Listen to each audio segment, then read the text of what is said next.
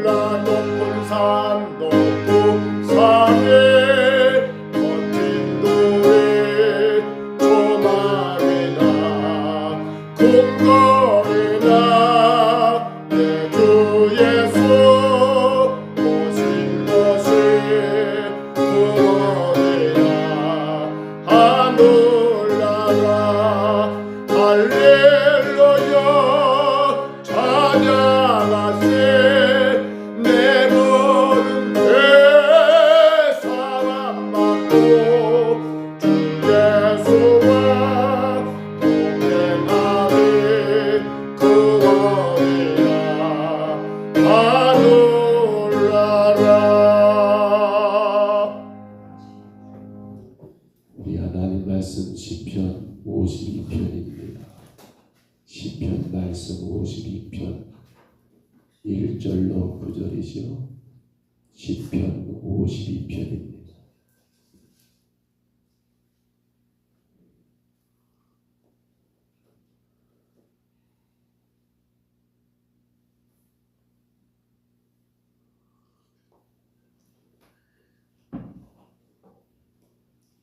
시편 52편 1절로 9절까지 말씀, 우리 제목부터 이 말씀 같이 봤습니다.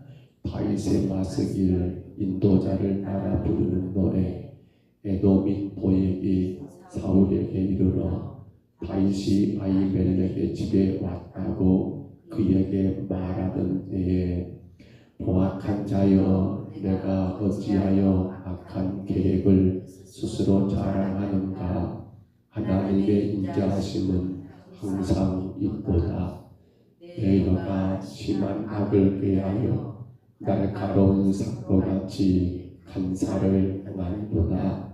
내가 선보다 악을 사랑하며 의를 말함보다 거짓을 사랑하도다. 간사한 혀여 너는 남을 해치는 모든 말을 좋아하는도다. 그런즉 하나님이 영원히 너를 멸하심이여 너를 붙잡아 내 장막에서 뽑아내며 살아있는 땅에서 내 뿌리를 빼시리로다. 의인이 보고 두려워하며 또 그를 비웃어 말하기를 이 사람은 하나님을 자기 힘으로 삼지 아니하고 오직 자기 재물의 풍부함을 의지하며 자기의 악으로 스스로 든든하게 하던 자라 하리로다. 그러나 나는 하나님의 집에 있는 푸른 감람나무 같음이요 하나님의 인자하심을 영원히 의지하리로다. 주께서 이를 행하셨으므로 내가 영원히 주께 감사하고 주의 이름이 선하심으로 주의 성도 앞에서 내가 주의 이름을 사모하리이다. 아멘. 제목이 나와 있는 것처럼 이 말씀의 배경이 되는 건 사무엘상 20장과 22장의 내용이지요. 예수님 오시기 전 1020년경에 다윗이 사울왕 때문에 도망가다가 높당의 제사장이었던 아히멜렉의 집에 들려게 되었고, 거기서 아히멜렉으로 인하여 힘을 얻게 된 다윗. 그때 이 사실을 누가 바로 에돔인 도액이라는 사람이 사울에게 고발함으로 사울이 이 아히멜렉의 모든 가족들을 다 몰살해버리는, 또 그 당시 함께 있었던 제사장들 85명까지 그렇게 살해해버리는 그러한 끔찍한 일들에 대한 그 일들을 당했던 그러한 때에 다윗이 여러분 어떤 마음으로 이 시를 썼을까요? 하나님, 어찌하여 이런 일이 있습니까? 어찌하여 저 선한 자들이 저렇게 살해당하고 고통당해야 합니까? 라는 그러한 비판의 시인 것 같지만, 그러나 이 시의 내용은 비판이 아닙니다. 탄식이 아닙니다. 절망이 아닙니다. 오히려 이 시는 지혜의 시라고 그렇게 분류가 되고 있습니다. 이유가 뭘까요?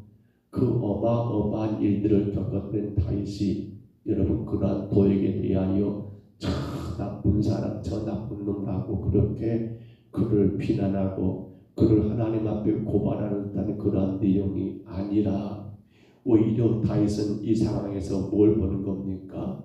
그렇습니다. 구속사적인 인생관입니다. 구속사적 인생관. 뭘 말합니까? 악인의 결국은 어쩐다? 망한다. 그러나 반대로 의인은 궁극적으로 형통하게 되어 있다는 것을 노래함으로써 오늘 우리에게 무엇을요? 성도가 하나님과의 관계, 하나님 앞에 어떤 자세를 취할 것인가에 대한 것을 분명히 가르치고 있다는 사실입니다. 1절로 3절을 우리가 보았습니다. 다윗이 자신의 은신처를 사울에게 고발했던 이 도액에 대해서 악한 계획을 세우고 악행을 일삼는 자를 여러분 그 행포를 고발한 듯한 그러한 내용이 1절로 3절의 내용이지요. 4절로 5절을 보시면 하나님의 공의 심판에 의해서 악인은 궁극적으로 멸망할 것을 경고하고 있는 내용이 4절로 5절이고요. 마지막 6절로 9절까지는 그런 악인의 비참한 멸망과는 상반되게 의인은 어떤단 말입니까? 의인은 궁극적으로 형통할 것을 확신하는 그러한 여러분 여호와 하나님을 의지하는 신앙에 대한 고백이 마지막 결론을 내리고 있는 걸 보게 됩니다. 악인과 의인 그렇습니다. 서로 다른 양상에 대해서 여러분 잘 보여주고 있고요. 악인은 그만의 생각과 계획이 어떻습니까? 모든 행동이 하나님을 전혀 염두에 두지 않는 그러한 오직 죄만 범하게 되고 의인은 어떻습니까? 오늘 7절에 보면 하나님을 자기 힘으로 삼는다고 했습니다. 8절에 보시면 주의 인자하심을 의지한다라고 했습니다. 누가 말입니까? 의인은 항상 누구를 염두에 두는 거예요? 하나님을 그의 삶 가운데 염두에 두는 자, 다른 것이 아니에요. 하나님을 마음에 두고 사느냐 아니면 세상을 마음에 두고 사느냐. 그렇죠. 하나님을 마음에 두고 사는 자는요 하나님이 의롭다고 인정하셔요. 그가 무엇을 잘하고 못하고가 아니에요. 그러나 하나님을 마음에 두지 않는 자는 뭐예요? 악인이에요. 죄송한 말이지만 교회를 다닌다 할지라도 하나님을 그 마음 중심에 두지 않고 있다면 그는 하나님 앞에 악인이에요. 악인. 우리가 이 말씀을 깊이 있게 되새겨야겠습니다. 자 보십시다. 그런데 이렇게 오늘 다윗이 시를 쓰는 가운데 우리 8절로 9절만 다시 봐볼까요? 보면 8절로 9절 말씀 한번 봅니다. 8절로 9절입니다. 같이 한번 읽습니다. 그러나 나는 하나님의 집에 있는 푸른 감람나무 같음이요 하나님의 인자하심을 영원히 의지하리로다. 주께서 이를 행하심으로 내가 영원히 주께 감사하고 주의 이름이 선하심으로 주의 성도 앞에서 내가 주의 이름을 사모하리이다. 아멘. 다윗은 자기를 뭐라고요? 푸른 감람나무라고 말을 해요. 푸른 감람나무. 그런데 푸른 감람나무의 조건이 뭐냐? 두 가지를 말하고 있어요. 8절에서는 하나님의 인자하심을 의지한다는 거예요. 9절에서는 뭐예요? 그 하나님의 이름을 영원히 여러분 의지한다는 거예요. 푸른 감람나무, 푸른 감람나무. 하나님의 인자하심과 그 이름을 의지하는 결과 당신은 비록 지금 어마어마한 환난과 고통 가운데 있지만 나는 반드시 푸른 감람나무같이 될 거라는 거예요. 푸른 감람나무는 번영을 상징합니다. 형통함을 상징합니다. 그러나 지금 다윗을 놓고 본다면 어디에서도 그의 번영과 그의 형통을 여러분 노래할 수 없는 그런 처지가 아닙니까? 다윗은 영육간에 지금 매우 피곤하고 곤고한 상태가 아닙니까? 왕 사울로 인해서 도망가는 그러한 여러분 그 고통의 상황이 아닙니까? 더 놀라운 것은 사무엘상 24장 14절에 보시면 다윗이 사울왕을 향해서 여러분 했던 말이에요. 왕 사울을 여러분 동굴에 들어왔지만 한번 살려주잖아요. 이 사건을 두고 다윗이 외쳤던 말이 뭐냐면요. 사무엘상 24장 14절에 보시면 이렇게 말해요. 이스라엘 왕이 누구를 따라 다녀 나왔으며 누구의 뒤를 쫓나이까 죽은 개나 벼룩을 쫓음이니다라고. 이스라엘 왕이 누구를 지금 쫓고 있냐는 거예요. 하면서 다윗은 자기를 뭐라고요? 죽은 개나 벼룩과 같은 나를 왜 주님, 왜 왕이여 그렇게 쫓고 있습니까? 라고 다윗은 자기를 뭐라고요? 죽은 개가 같은 존재라고 그렇게 비유했더라는 거예요.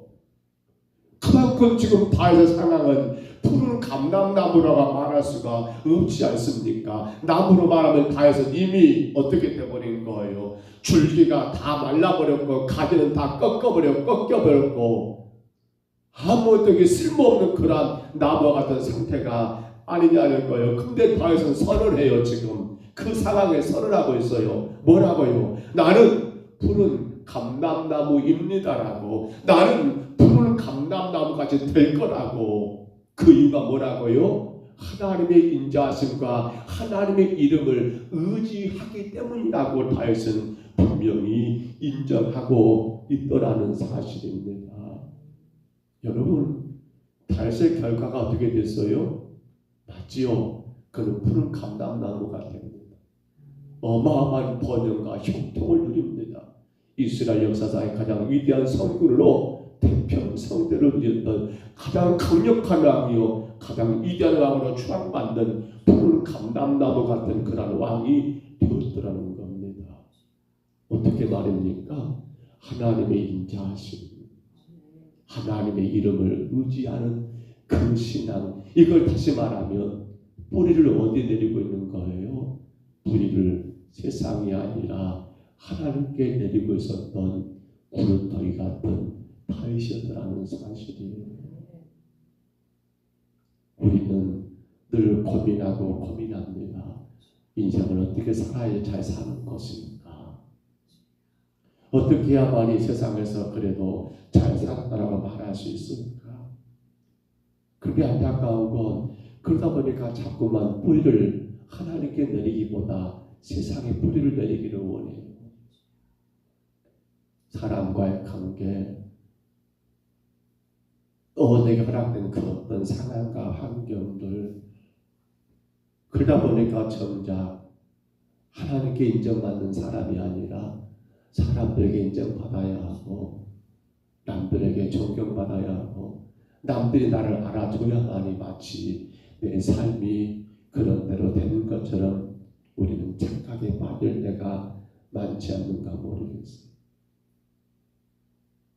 그러나 우리 인생의 뿌리는 세상이 아닙니다. 오직 하나님께 내리면 된다는 겁니다.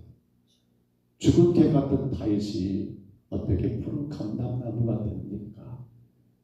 곧 하나님의 인자하심과 그의 이름을 의지하는 그 말이 뭐예요? 뿌리를 하나님께 내리고 있기 때문이었습니다. 성경은 말합니다. 우리 하나님은 죽은 자도 살리셨습니다.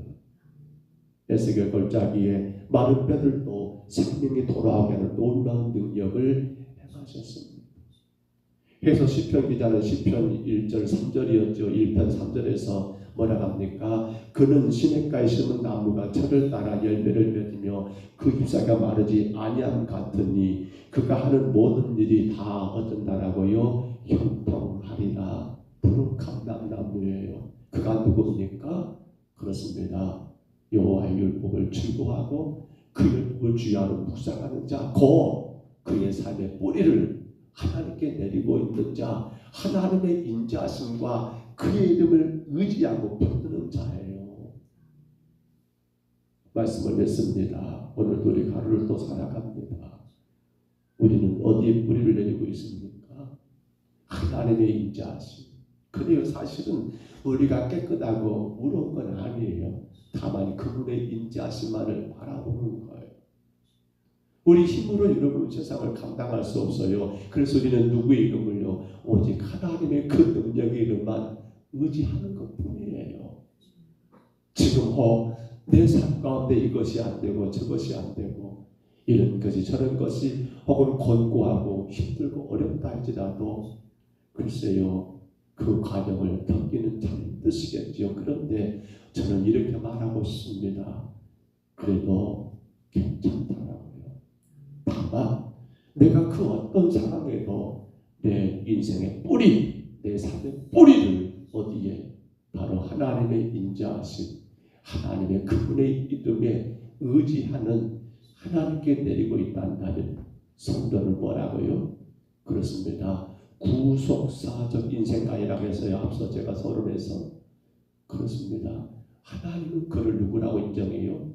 의로 인정하시고, 하나님은 이 땅에서 지키시겠지만 하나님은 우리 생명 다하는 그날에 뭐라고요? 너는 나의 푸른 감람나무였어라고 주가 인정하지 않을까요? 이 하루 여러분 주의 인자하심, 주님의 그 넓고 그 크신 그 사랑을 바라보시기 바랍니다. 이 하루 여러분 그 능력 있는 우리 하나님 이름을 의지하시기를 바랍니다.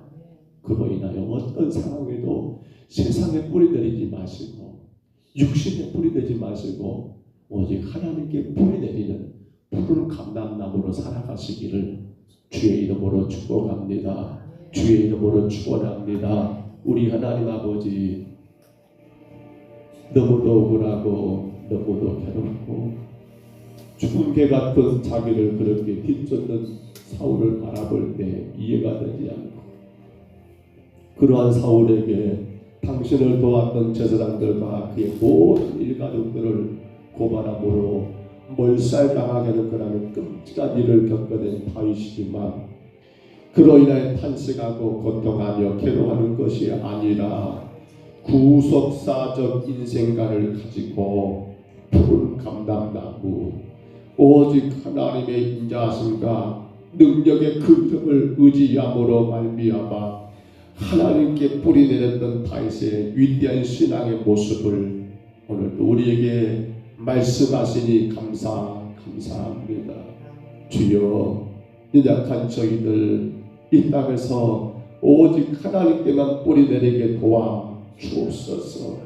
주의 인자하심과 그 이름에 의지함으로 말미암아 흔들리지 아니하고 신랑 낙심좌절하지 아니하고 눈앞에 그 현실 앞에 무릎 꿇지 아니하고 끝까지 주님 의지함으로 나가는 푸른 감람나무가 되게 하여 주옵소서. 이 재단 우리 평병서북교회 주님 기억해 주옵소서. 오직 하나님께 뿌리 내린 주의 성도들 되게 하여 주옵소서. 이따가 사라져버릴 세상 것에 마음 두고 하나님 아버지 흔들리고 흔들리는 그런 인생이 아니라 어떤 상황에도 오직 하나님의 인자하심과 그의 능력에 그의 위대한 이름을 의지함으로 푸른 감나무처럼 형통하고 번성하는 주의 가정들 되게 하여 주옵소서. 이 새벽에도 주께 왔사오니 예배하는 모든 심령들을 축복해 주시고 주의 교회가 이 마지막 때에 끼어 기도하는 교회가 되게 하여 주옵소서.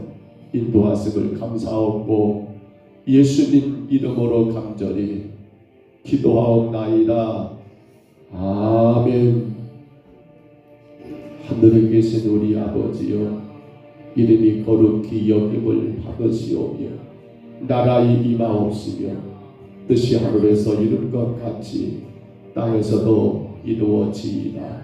오늘날 우리에게 일용할 양식을 주옵시고 우리가 우리에게 죄진 자를 사하여 준 것 같이 우리 죄를 사하여 주옵시고 우리를 시험에 들게 하지 마옵시고 다만 악에서 구하옵소서. 대개 나라와 권세와 영광이 아버지께 영원히 있사옵나이다. 아멘. 우리 아침에 간절히 기도합니다. 푸른 감람나무는 오직 하나님의 인자하심과 그의 능력의 이름을 의지하는 자입니다. 세상에 뿌리 내린 것이 아니라 하나님께 뿌리 내린 나무가 푸른 감람나무입니다. 거기에 번영과 형통이 있습니다. 주님, 어떤 상황에도